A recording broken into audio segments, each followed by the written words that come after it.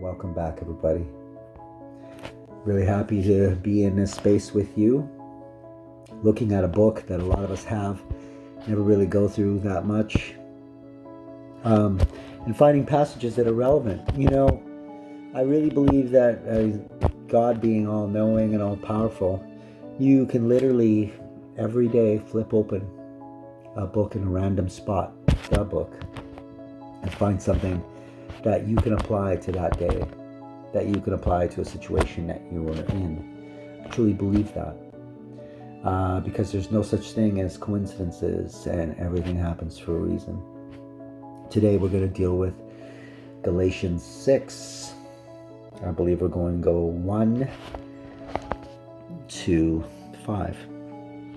All right, so read with me. Dear brothers and sisters, if any other believer is overcome by some sin, you who are godly should gently and humbly help that person back onto the right path. And be careful not to fall into the same temptation yourself. Share each other's burdens, and in this way obey the law of Christ. If you think you are too important to help someone, you are only fooling yourself. You are not that important. Pay careful attention to your own work, for then you will get the satisfaction of a job well done, and you won't need to compare yourself to anyone else, for we are each responsible for our own conduct. Now I want to use this because I am in NA as well. I have bipolar, as you guys may know from my channel. And a little shout out to the bipolar rollers. But we, a lot of us people with bipolar or other mental illnesses have, self-medicated at some point. And this reminds me of NA, how the best support for someone, a struggling addict, is another recovering addict. Someone who can relate, someone who understands your mission, your challenges. And it's important that we're gentle with each other. And if you see someone struggling or veering off the path, you very gently help steer them back on. We all help each other out in this life. We share each other's burdens. We understand each other's plights. And in this way, we're in line with Christ's teachings, right? If you're too important to think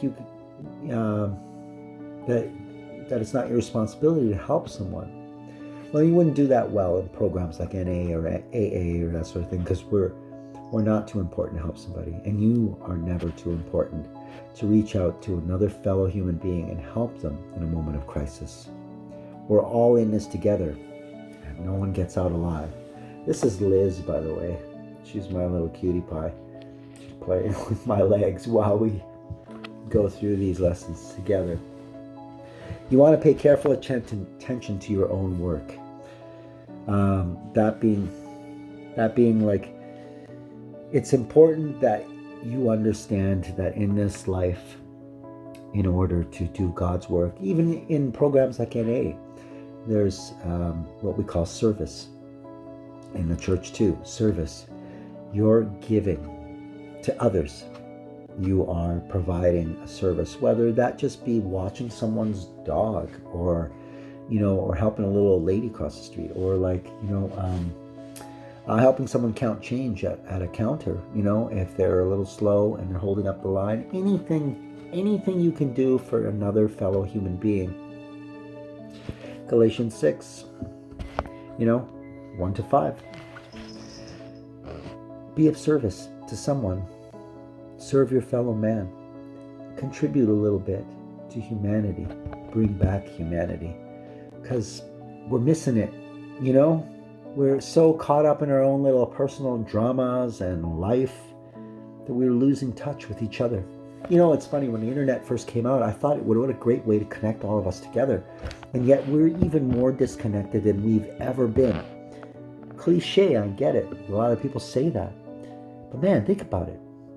How is it that this thing where you can talk to literally anyone around the world has actually divided us more than anything? It's separated us. It's weird how that works. But if you concentrate on a job well done, that you feel confident that you're contributing to society, to humanity, to your fellow man. You won't need to compare yourself to anyone else, because in your heart you'll know you did your part. We're all here. We're all here, for we each are responsible for our own conduct.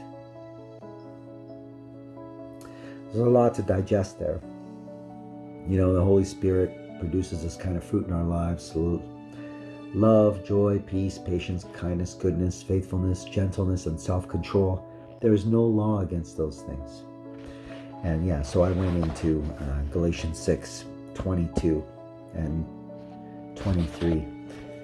That's part of, it's a little off. It's prior to, obviously, but I think it applies. I think it really applies that, there's a lot you get back that you can't quantify when you contribute. And whether you believe in karma or passing on, goodness to others, that stuff just comes back to you. It's an interesting circle. It's like a pendulum, And I truly believe that. And the longer you live in life, you realize that what you put in, you really get back. And us old farts, we have no choice but to recognize that now, because we've lived long enough to see it over and over again. Give selflessly, and you will receive in abundance. Anyway, that's enough musings for today.